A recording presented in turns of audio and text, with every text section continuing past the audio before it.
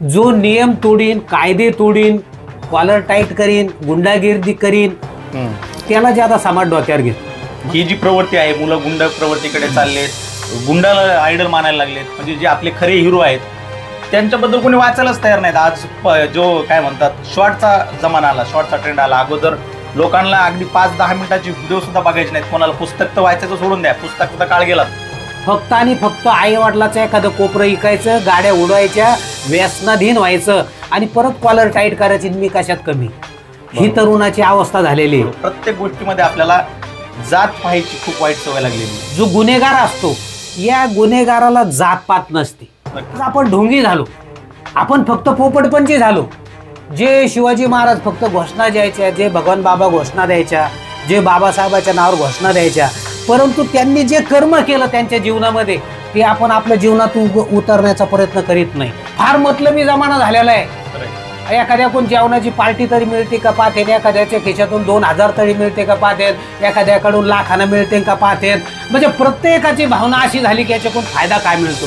अरे फायदा पाहण्याऐवजी तो साधा सालदार गडी जर असेल आणि त्याचं जर सत्य असेल तर आपण भयावर करून त्याची बाजू घेतली पाहिजे. आपल्या जातीपाती ज्या निर्माण झाल्या त्या व्यवसायावर आधारित आहे. पण ज्या ठिकाणी काम करतो, जे व्यवसाय हाच आपला खरी जर जात मानून आपण जर जगलो तर मला वाटतं हे जे जातीचे आंदोलन आहेत ह्या करण्याची गरज आपल्याला पडणार नाही. तर अतिवृष्टी होती, शेतकऱ्याच्या तोंडाशी आल्याला घास पळून जातो, किंवा दुष्काळ पडतो, पाऊस येत नाही, पिकत नाही. माझ्या आईचं एक वाक्य होतं की पमू तू फार मोठा होशील परंतु गोरगरीब शेतकऱ्यांना मदत करायची.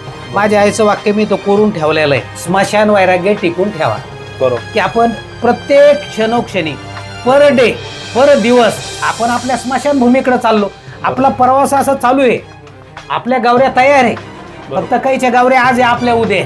त्या ब्रह्मांडात फार ताकद आहे. मी 25 वर्षांना अनुभवतो आणि म्हणून अशा बिंडोक अधिकाऱ्यांना मी दांडा घेतो, त्यांची कॉलर पकडतो आणि याच्यानंतर पण मी अशा अधिकारी लाता खाली घातल्याशिवाय सोडणार नाही. डॉक्टर बाबासाहेब आंबेडकर यांचं वाक्य होतं की शिकलेल्या तरुणांनी राजकारणात आलं पाहिजे, सुशिक्षित तरुणांनी राजकारणात आलं पाहिजे. आणि जो शाळा कॉलेज शिकतो त्यांनी राजकारणात कशाला डोकं घालायचं. बरोबर. जो शाळा आणि कॉलेज शिकतो त्यांनी वनली वन अभ्यास करायचा. पण 20% जनता बिंडोक आहे. दारू पाण्यावर आपण 500च्या नोटावर मतदान विकतो. अरे कुत्र्याचं पिल्लू आणायचं तर 40,000 लागतात, आपण साधे 500च्या नोटावर विकल्या जातो. मग त्या कुत्र्याच्या पिल्ल्याची किंमत आपल्यापेक्षा 25 पट झाली. कोण्या शेतकऱ्याच्या अडचणी असेल तर डायरेक्ट मला कधीही फोन करायचा. नमस्कार, मी योगेश, एक्सप्रेस विथ योगेश या आपल्या पॉडकास्टमध्ये आज आपल्या भेटीसाठी आलेले आहेत जालना जिल्ह्यातील एक प्रसिद्ध समाजसेवक, एक उद्योजक आणि सामाजिक आणि राजकीय क्षेत्रामध्ये ज्यांचं मोठं नाव आहे आणि खूप असं उत्तुंग असं कार्य आहे.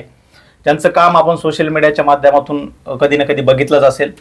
जवळपास दिवसभरातून रोज 4 ते 5 शेतकऱ्यांचे काम सोडल्याशिवाय ते झोपत नाहीत, अशा प्रकारची त्यांची ख्याती आहे.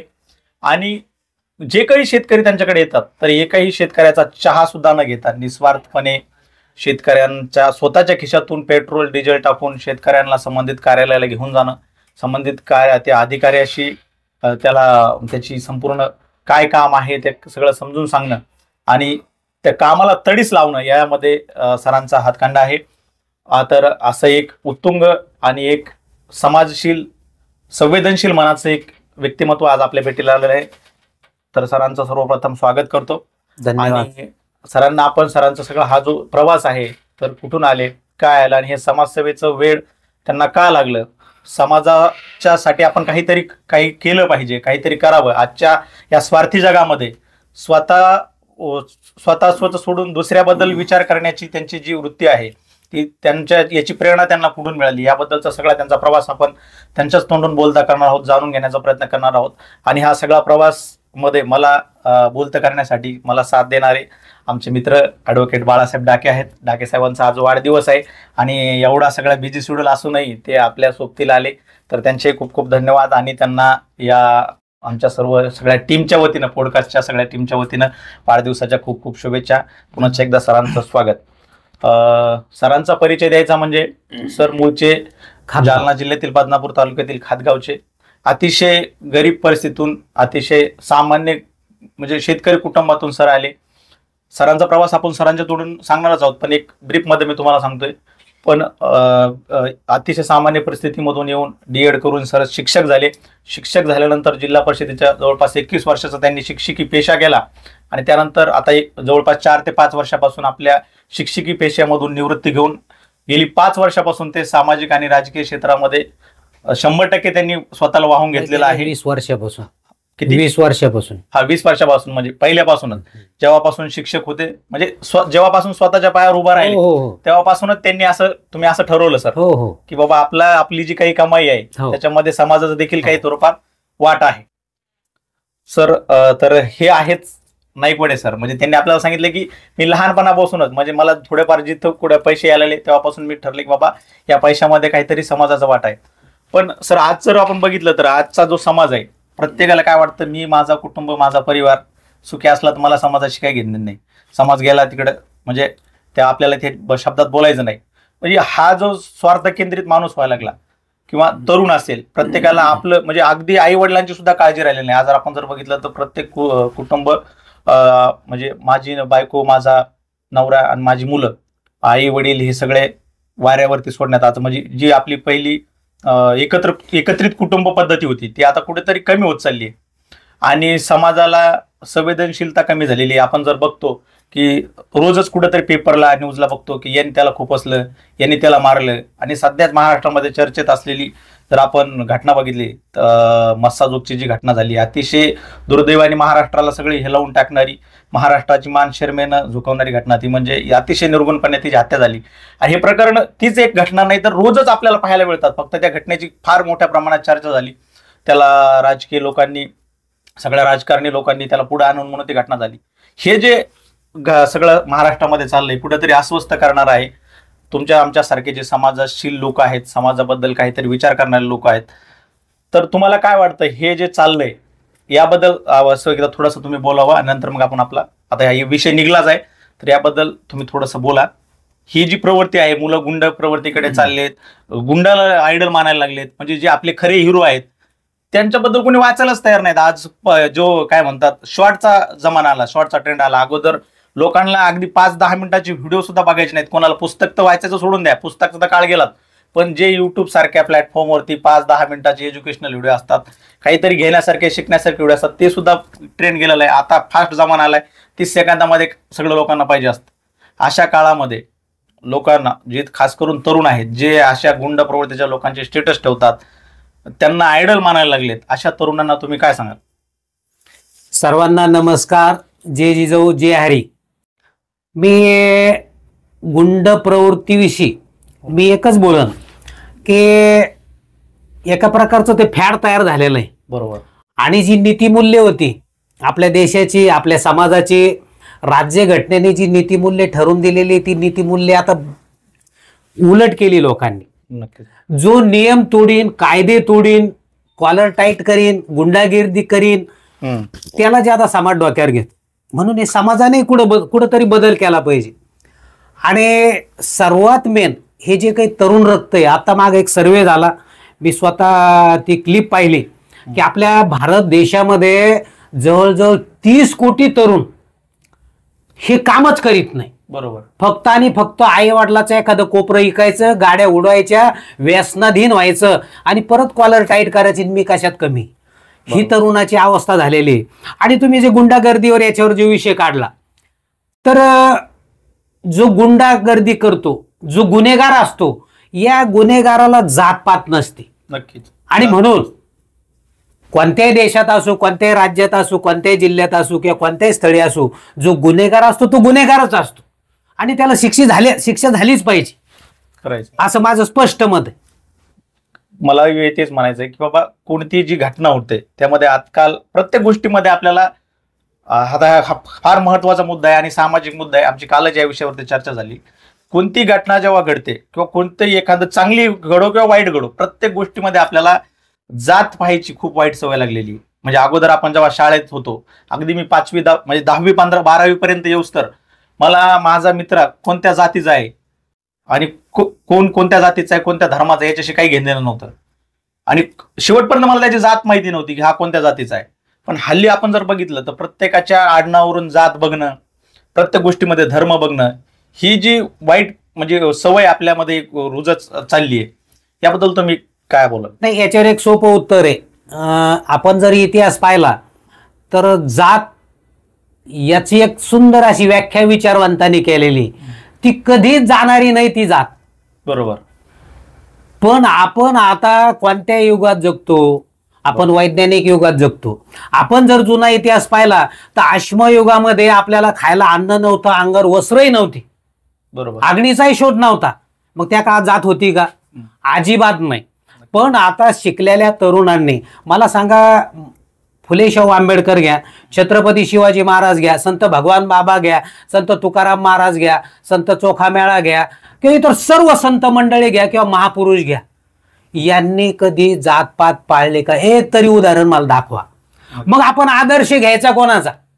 आपण जर आदर्श फक्त आपण नावाला झालं, आज आपण ढोंगी झालो, आपण फक्त पोपटपंची झालो. जे शिवाजी महाराज फक्त घोषणा द्यायच्या, जे भगवान बाबा घोषणा द्यायच्या, जे बाबासाहेबाच्या नावावर घोषणा द्यायच्या, परंतु त्यांनी जे कर्म केलं त्यांच्या जीवनामध्ये ते आपण आपल्या जीवनात उतरण्याचा प्रयत्न करीत नाही. आज मी त्याच्यावर एक लागू पडतो म्हणून माझंच उदाहरण देतो. गेल्या 22 वर्षांना माझ्याकडं कमीत कमी 5-10 खेड्यातले आमचे गोरगरीब शेतकरी येतात. मी कधी जातपात पाहत नाही, पक्ष पाहत नाही, पंथ पाहत नाही, धर्म पाहत नाही. अरे माणूस, जन मानव सेवा ईश्वर सेवा हे संतांनी आपल्याला शिकवलं. आणि प्रत्येकाचं रक्त लाल आहे ना योगेश भाऊ, ढाके पाटील, रक्त लाल आहे. काळं पिवळं गोरं असं काय आहे का? जातीवाईज रक्त बदलतं का? अजिबात नाही. आणि म्हणून आपण पातीच्या पलीकडे जाऊन आपण जीवन जगलं पाहिजे. जीवन फार मोठं आहे. आपण जातीपातीत जर अडकलो तर आपण जीवन जगू शकत नाही. आणि म्हणून आपल्याला खरोखर मावळे म्हणून घ्यायचं जर असेल किंवा संतांच्या विचाराचे आम्ही पाईक असं म्हणायचं असेल तर आपण जातीपातीच्या पलीकडे गेलं पाहिजे, सत्याला साथ दिली पाहिजे, खऱ्याचा हात आपण धरला पाहिजे. आज फार वेगळं झालेलं, मतलबी तुम्ही पहिल्यांदा बोलले तसं, बरोबर, फार मतलबी जमाना झालेला आहे. खरंय. एखाद्या कोण जेवणाची पार्टी तरी मिळते का पाहते, एखाद्याच्या खिशातून 2000 तरी मिळते का पाहते, एखाद्याकडून लाखानं मिळते का पाहते. म्हणजे प्रत्येकाची भावना अशी झाली की याच्याकडून फायदा काय मिळतो. अरे फायदा पाहण्याऐवजी तो साधा सालदार गडी जर असन आणि त्याचं जर सत्य असन तर आपण भयावर करून त्याची बाजू घेतली पाहिजे. मी काही फार मोठा नाही, नाईकवाडे सर, मी काही फार मोठा व्यक्ती नाही, पण महात्मा फुले यांचे, छत्रपती शिवाजी महाराज, डॉक्टर बाबासाहेब आंबेडकर आणि सर्व संत मंडळीचे विचार आपण ऐकतो, त्या पद्धतीनं चालायचा आपण थोडाफार प्रयत्न करतो. तरुणांनी तो आदर्श घेतला पाहिजे. खरं सर, जातीचा विषय निघलाय तर मला एवढंच म्हणायचं, आपल्या जातीपाती ज्या निर्माण झाल्या त्या व्यवसायावर आधारित आहेत. त्याच्यामुळे शेतकरी, आपण सगळे शेतकरी आहोत, तर शेती हीच आपली खरी जात असली पाहिजे. आपण ज्या ठिकाणी काम करतो, जे व्यवसाय, हाच आपला खरी जर जात मानून आपण जर जगलो तर मला वाटतं हे जे जातीचे आंदोलन आहेत ह्या करण्याची गरज आपल्याला पडणार नाही. आणि शेतकऱ्याला शेती म्हणून जर सगळे एकत्र आले तर जातीचे आंदोलन कुठेतरी कमी होतील. विषय आपला जातीवरून ह्या समाजाकडून जातीकडे आला होता. तर शेतकरी आपला मेन मुद्दा, आपल्या ज्या पॉडकास्टचा गाभा आहे तो म्हणजे शेतकरी आहे. सरांचं जे काम आहे शेतकऱ्याला धरून आहे, कुठल्या जातीवर किंवा धर्माच्या संघटनेमध्ये किंवा जाती आणि धर्मासाठी सर काम करत आहेत. तर आपण शेतकऱ्यांच्या मुद्द्याकडे व्यात. सर, आज जी शेतकऱ्याची अवस्था आहे, जर आपण बघितलं, शेतकरी मोठ्या कष्टानं सगळं पिकवतो, सगळ्या गोष्टी करतो, किंवा त्याला सरकारी वेगवेगळ्या योजना आणता. आपण म्हणतो एवढ्या शेतकऱ्यांसाठी शेकडो योजना आहेत, त्या शेतकऱ्यापर्यंत पोहोचत नाहीत किंवा शेतकरी त्याचा लाभ घेऊ शकत नाही. तर त्या शेतकऱ्यांमधला आणि शासनाच्या मधला तुम्ही दुवा होता. आपण बघतो की शेतकऱ्याला सगळेच लुबाडतात, म्हणजे अगदी प्रशासन लुबाडतात, इकडून कंपन्यावाले लुबाडतात, दलाल पण सगळे मधले दलाल आहेत, खूप आहेत. आणि अशा काळामध्ये तुमच्या आमच्यासारख्या लोकांची, म्हणजे खास करून तुमच्या लोकांसारख्यांचा शेतकऱ्याला कुठंतरी आधार वाटतो. पण आपण बघतो हे अशा रिकामे धतिंग करणारे शेतकऱ्याचे तरुण खूप आहेत. पण शेतकऱ्यांसाठी लढणारा प्रत्येक गावातून जर तुमच्याकडून प्रेरणा घेऊन जर एक तरुण तयार झाला तर मला वाटतं कोणत्याच शेतकऱ्याला कुठेही त्याच्या काम करून घेण्यासाठी 1 रुपयाची लाच द्यायची गरज पडणार नाही. तर असे तरुण निर्माण व्हावेत किंवा असे तरुण गावोगावातून एखादा तरुण निर्माण व्हावा, यासाठी तुम्ही काही भविष्यात करणार आहेत का? किंवा अशा तरुणांना तुम्ही काय संदेश द्या की बाबा शेतकऱ्यांसाठी लढण्यासाठी? नाही, नक्की मी एक शेतकऱ्याचा मुलगा आहे योगेश भाऊ. मी 8वी-9वीला असल्यापासून बारवाल्याच्या शेताखाली मी शीटचे वांगे तोडले 7 ते 8 रुपये रोजाने. डॉक्टर सारस्वत साहेब मस्तगडला जिवंत ढाके पाटील, त्यांच्या कंपनीत मी 12 रुपये रोजाने काम केलं. एक जिद्द होती. आणि म्हणून शेतकऱ्याच्या सर्व व्यथा मी जवळून पाहिल्या. बरोबर, माझी आई रोजाना जायची, मी स्वतः रोजाना जायचं, काम करून मी शिक्षण घेतलं. तर सर्वात मेन सांगायचं की आपला भारत देश हा कृषी प्रधान देश आहे. 70% आपल्या देशामध्ये शेतकरी वर्ग आहे. बरोबर. तो शेती हा व्यवसाय निसर्गावर अवलंबून आहे आपल्या देशामधला, आणि निसर्ग साथ देत नाही. एक तर अतिवृष्टी होती, शेतकऱ्याच्या तोंडाशी आल्याला घास पळून जातो, किंवा दुष्काळ पडतो, पाऊस येत नाही, पिकत नाही, आणि शेतकरी आपल्या लेकरा बाळांना अन्न वस्त्र निवारा खायला खाऊ आणत नाही, आणि आपल्या वस्ता मोडतोड करून आपल्या साधारणतः जून जुलैमध्ये बी आपल्या शेतीत पेरणी करतो, परंतु त्याची घरापर्यंत येईन तोपर्यंत गॅरंटी नसते त्या मालाची. आणि जर आता तुम्ही जे काढला विषय की शेतकऱ्याला सर्वजण पिळवतात, बरोबर, दलाल झालेले. आता मी माझा 22 ते 24 वर्षाचा अनुभव सांगतो तुमच्या या चॅनलद्वारे, की मी गेल्या 24 वर्षात शेतकऱ्यांच्या एकाही रुपयाला हात लावला नाही. मी प्युअर माळकरी माणूस आहे, आमची पूर्ण फॅमिली. आम्ही पांडुरंगाला साक्षी ठेवून सांगतो, 1 रुपयाला हात लावला नाही. माझ्या शेवटच्या श्वासापर्यंत शेतकऱ्याच्या 1 रुपयाला हात लावणार नाही.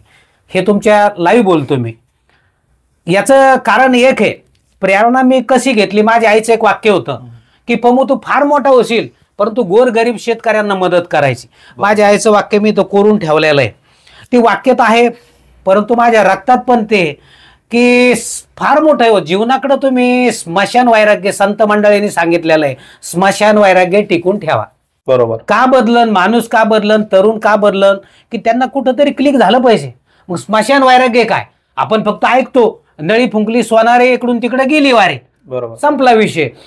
स्मशान वैराग्याचा अर्थ असा होतो की आपण प्रत्येक क्षणोक्षणी, पर डे, पर दिवस आपण आपल्या स्मशानभूमीकडे चाललो. आपला प्रवास असा चालू आहे, आपल्या गावऱ्या तयार आहे, फक्त काहीच्या गावऱ्या आज आहे, आपल्या उद्या आहे. बरोबर. हे तो प्रत्येक जण इथं क्लिक करील, समजून घेईल. मी रोज मंदिरातच जावा असं मला काही बंधन घालीत नाही, परंतु सकाळी सकाळी उठलो की मी पांडुरंगाला हात जोडतो की शेतकरी गोरगरिबाची माझ्या हातातून सेवा घडू द्या. तुम्ही सर्व तालुका जिल्हा पाहता, जिल्ह्याच्या बाहेरून मला फोन येतात, मी जेवणाचे ताट बऱ्याच वेळा बाजूला लोटतो, पण मी याच्यात पुण्य समजतो. बरोबर.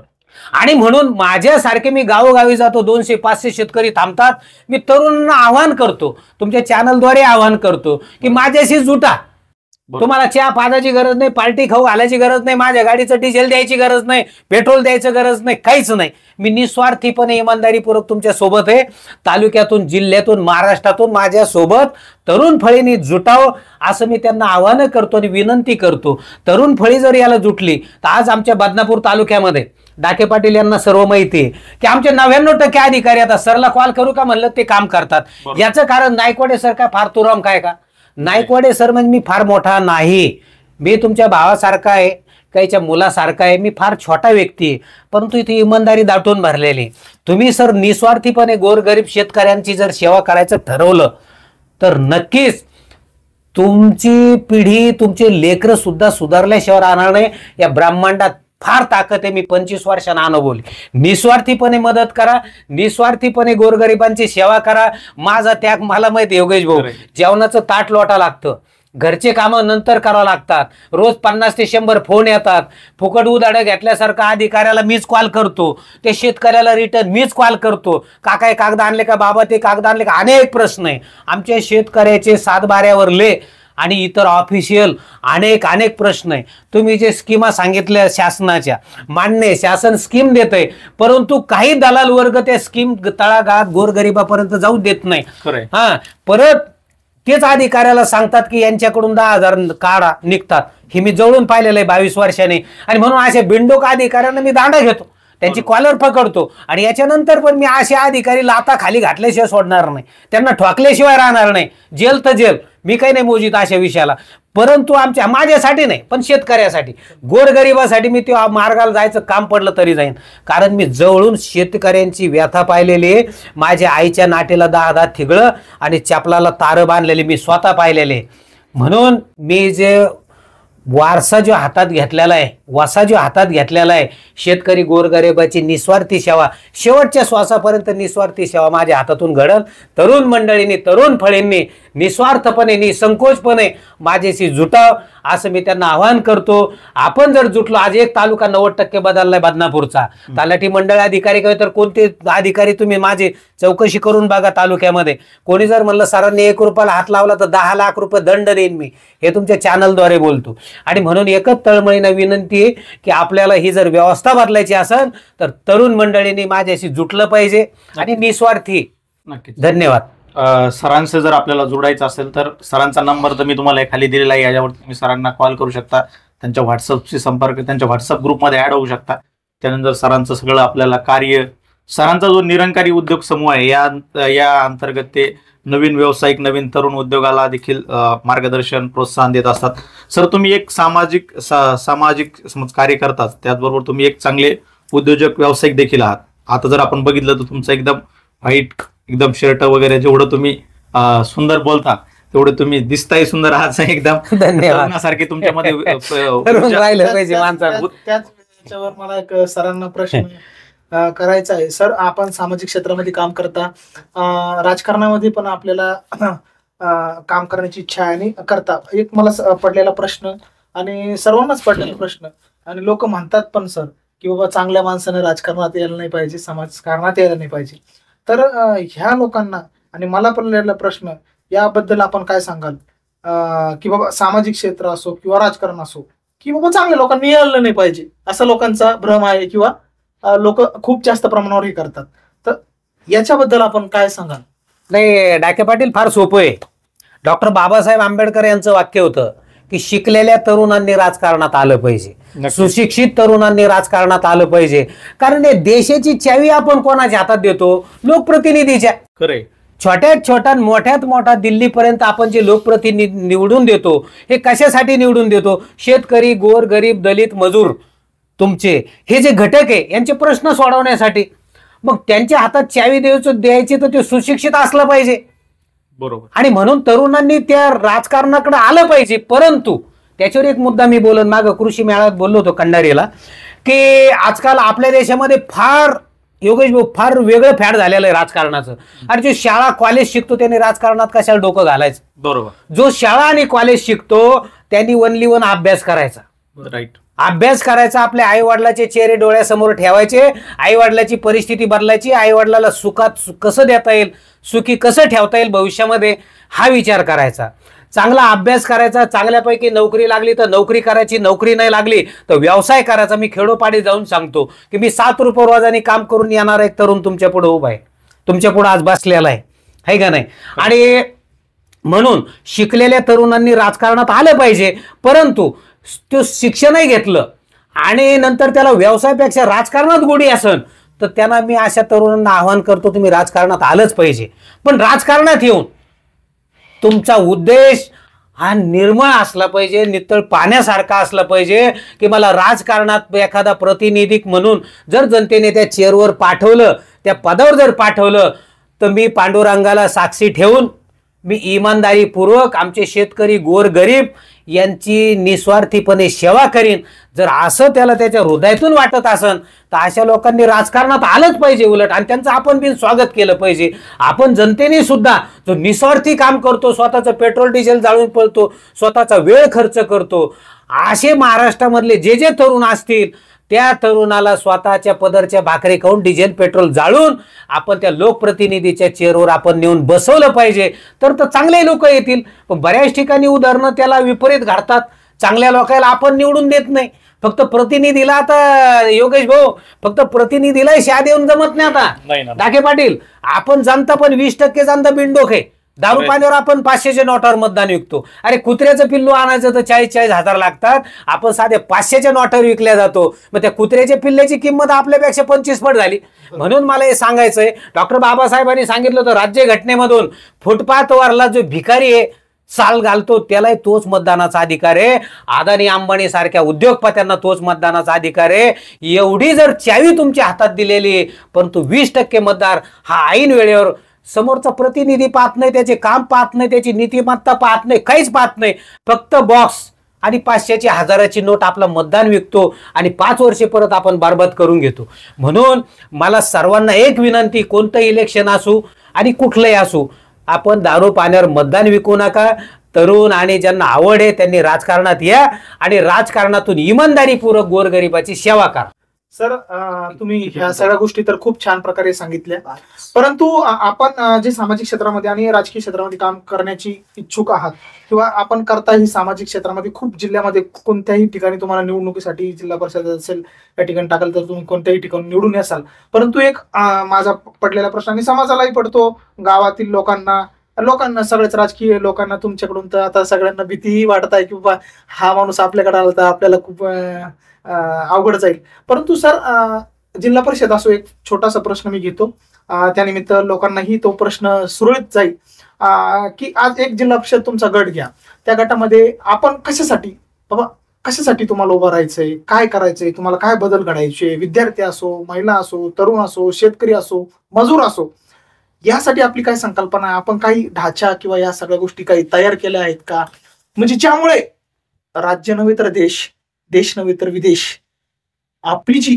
प्रेरणा आहे ही आमच्यासारखे तरुण असतील, राज्यातील राज्याबाहेरील लोक घेतील, अशी काही संकल्पना आपली आहे का?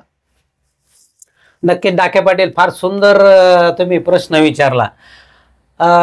मला पहिल्यापासून एक अशी आवड आहे की जे काम करायचं ते तन मन धन ओतून करायचं, पूर्ण मन लावून करायचं. माझ्याकडे एक आतापासून डायरीमध्ये 80 ते 90 मुद्दे की ग्रामीण भागात आपण काय करायला पाहिजे. आता आमचे तलाठी ग्रामसेवक काही जे हा वर्ग असतो तर ते काही आमचे दुश्मन नाही, परंतु आमचे ग्रामीण भागातले गोर गरीब शेतकरी गाडीला केक मारून 1 लिटर पेट्रोल जाळून तुमच्या गल्ली बोळात तुमचे घर धुंडायला रिकामे नाही. हा एक छोटा मुद्दा सांगतो मी, सर्व सांगायला बसलो आपण तर पूर्ण दिवस नाही पुरणार. तर ही जी मंडळी आहे ही हप्त्यात कमीत कमी 2 दिवस तुमच्या ग्रामपंचायत ऑफिसला येऊन बसली पाहिजे. हा, कारण की आमच्या शेतकऱ्याचं काम गावात आणि जागेवर झालं पाहिजे. सर्वात दुसरा मुद्दा सांगतो तुम्हाला की आपलं शेतकऱ्यांचं शेतीचं वर्ष चालू होतं एप्रिल मे मध्ये, कामाला सुरुवात जे म्हणतो आपण, तर मार्च एप्रिल मेला आपण पुढल्या वर्षाची सुरुवात जी निगराणी असते शेतीची, नांगरणी पेरणी काय असेल ती करतो. तर माझं एक स्वप्न आहे की मार्च एप्रिलच्या दरम्यान पूर्ण तालुक्याच्या मेळावा लावणार आपण शेतकऱ्यांचा, कृषी अधिकाऱ्यापासून सर्व कृषी सहाय्यक, तलाठी, ग्रामसेवक आणि सर्व 1 एकरभर पॅन्डॉल टाकून आणि तिथं कृषी अधिकारी लिहून देईन बोर्डावर की या स्कीम आहे, या शेतकऱ्यासाठी या स्कीम आहे. आज मी गावोगावी जातो 2 ते 3 स्कीम सोडून बाकी आमच्या शेतकरी मायबापांना त्या स्कीमा सुद्धा माहिती होऊन देत नाही दलालखोर लोक. आणि म्हणून पूर्ण घोडा मैदान सामने समोरासमोर आणि जागेवर त्यांच्या फायली परत दर 3 महिन्याला आपण ठरवून घेऊ, तेव्हा महिना एखाद्या दिवस महिना होईल, 2 महिना होईल, 3 महिना होईल, आपण अख्ख्या तालुक्यात जनता दरबार लावणार आहे. अधिकारी एका बाजूना आणि आमचे शेतकरी बंधू भगिनी एका बाजूना, की त्यांचे प्रश्न जागेवर सुटले पाहिजे. करायचं राजकारण तर इमानदारीनं करायचं, नाही तर त्याच्यामुळे काही बंद नाही पडलं. असे अनेक प्रश्न आहे. आता मी गेल्या 20-22 वर्षांना प्रश्न सोडतो. योगेश भाऊ इतका सुंदर आहे, पहा तुमच्या चॅनलद्वारे बोलतो, शेतकऱ्याचे 5-5, 10-10 गुंठे गायब होतात. बरोबर. अरे 10 गुंठे गायब झालेले कोण आणून देईल? शेतकरी आणीन का? नाही. त्या संबंधित अधिकारी, तलाठी, मंडळ अधिकारी त्यांनाच आणावं लागत. हे अनेक उदाहरणं मी तालुक्यात पुरा सगळं सांगतो.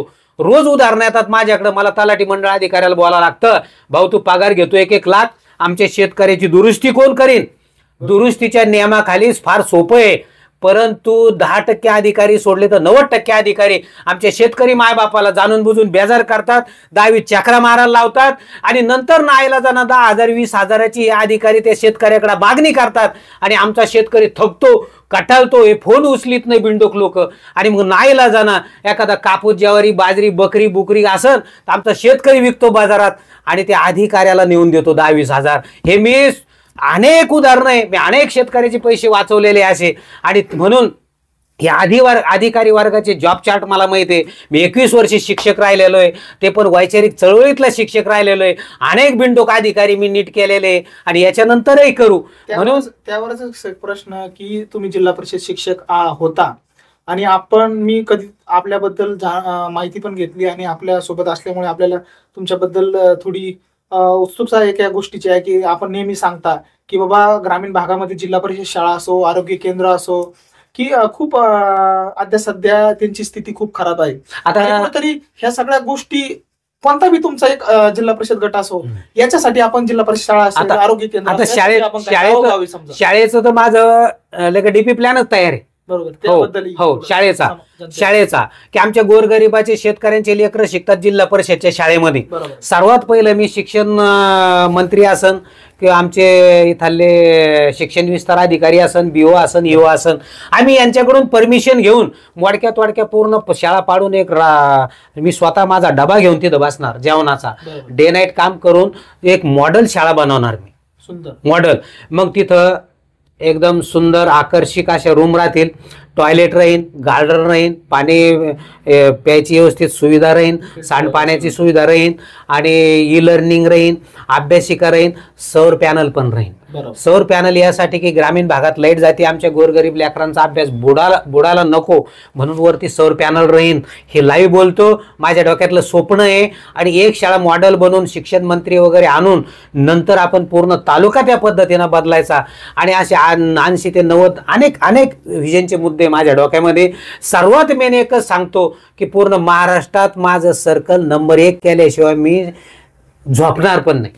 अरे वा सर, तुम्ही म्हणजे इतकं जबरदस्त बोलता, एवढ्या तुमच्या सुंदर सगळ्या संकल्पना आहेत राजकारणाविषयीच्या, देशाविषयीच्या, समाजाविषयीच्या. म्हणजे जेवढं बोला ऐकत राहावं असं वाटतं, पण आपल्याला काही वेळेच्या मर्यादा आहेत. त्यामुळं आपला अजून बाकीचा जो काही प्रवास राहिला आपण पुढच्या भागामध्ये नक्कीच घेऊ आणि ते कव्हर करण्याचा प्रयत्न करू. आज तुम्ही आलात, आमच्याशी दिलखुलासपणे चर्चा केली, आमच्या सगळ्या प्रश्नाची उत्तरं दिली. शेतकऱ्यांचं बद्दलचं तुमचं कार्य जे आहे खरं तर ते एका पॉडकास्टमध्ये बसण्यासारखं नक्कीच नाहीये. याला अनेक शेकडो भाग करावे लागतील आणि आपण ते नक्की करणार आहोत, कारण की शेतकऱ्यांपर्यंत तुमचं काम संपूर्ण महाराष्ट्रभरात गेलं पाहिजे असं आम्हालाही मनोमन वाटतं. आणि मी आवाहन करतोय, कोण्या शेतकऱ्याच्या अडचणी असन तर डायरेक्ट मला कधीही फोन करायचा. तर तुमच्या या सगळ्या सामाजिक आणि राजकीय सगळ्या कार्यकर्तीला आमच्या मनापासून खूप खूप शुभेच्छा. पुनश्च तुम्ही या ठिकाणी आलात त्याबद्दल तुमचे धन्यवाद. या ठिकाणी मी तुमचं डाके साहेबांनी खूप छान अशी सुंदर अशी साथ दिली, त्याबद्दल डाके साहेबांचे खूप खूप धन्यवाद. या ठिकाणी थांबतो.